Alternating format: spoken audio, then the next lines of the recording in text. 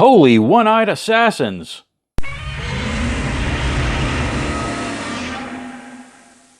Slade Wilson, aka Deathstroke the Terminator, made his first appearance in New Teen Titans #2, 1980.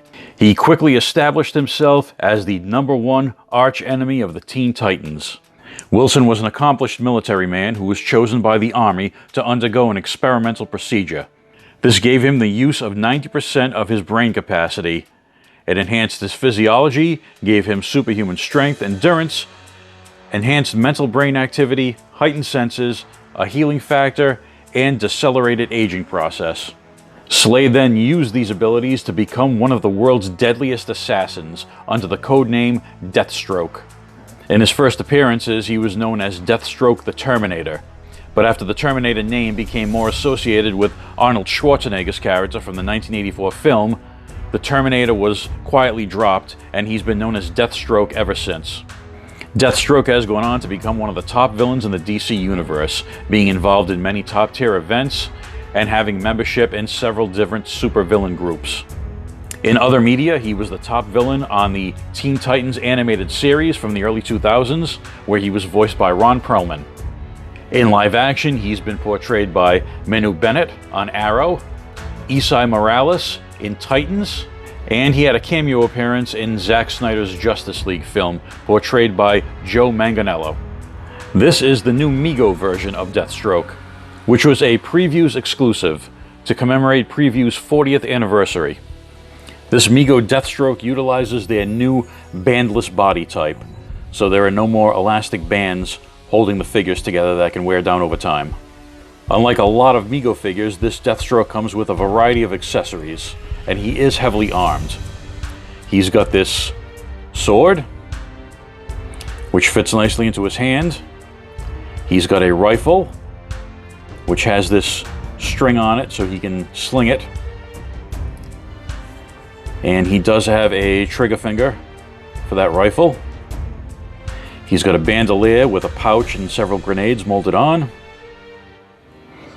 And he's got two leg straps, a sheath for a dagger,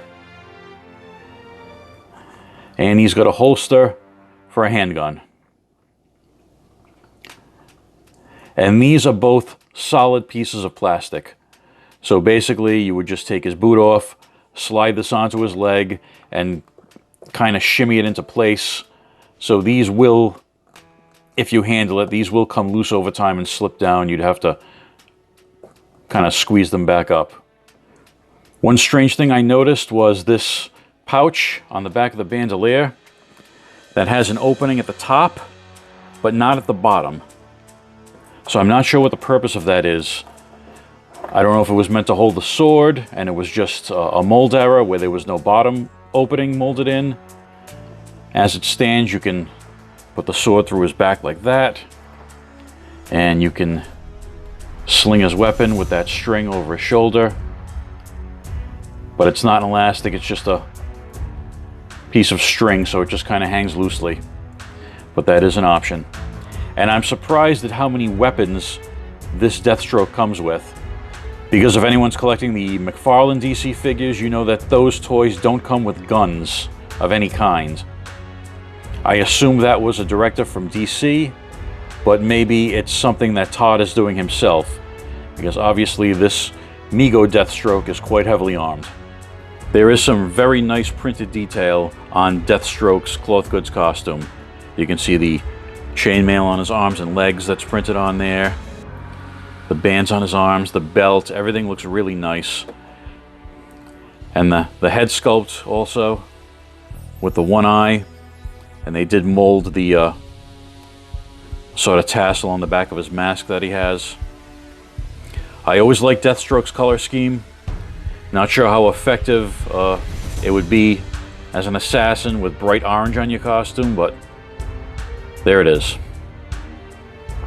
For articulation, 360 head. He can go 360 in the shoulders, but it's limited by the cloth goods costume. Elbows, wrists, waist, again limited by the costume. Hips, knees, And he also has ankle articulation, but that is limited by the solid plastic boots that he's wearing.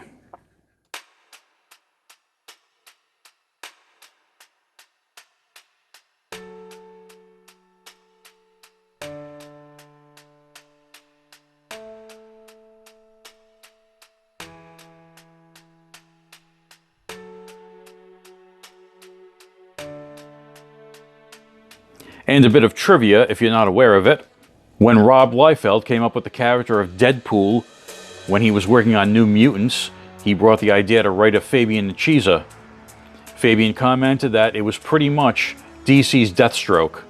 So they named Deadpool Wade Wilson in a cheeky nod to Slade Wilson. And if it's your first time realizing that, welcome to the party. After the original Mego Corporation went out of business, over the years several different toy companies have produced Mego-style figures, most notably Figures Toy Company, who still hold the DC license in conjunction with the new Mego Corporation. Figures Toy Company has produced figures like this Super Friends Batman and this reproduction Green Arrow, but they have not yet produced a Deathstroke figure. So it's nice to see that the new Mego Corporation is creating figures that haven't been done yet in this style. One vivid childhood memory that I have is going to KB Toys and buying all my original Mego superhero figures when they were still packed in window boxes rather than blister cards. So whenever I purchase a modern Mego or Mego style figure, I will often source a custom window box to display them in.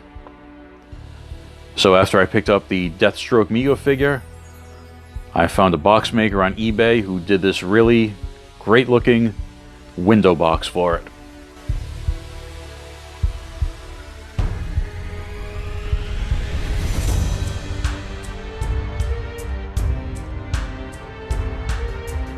Thanks for watching this Mego Deathstroke review, and I'll see you in the next video.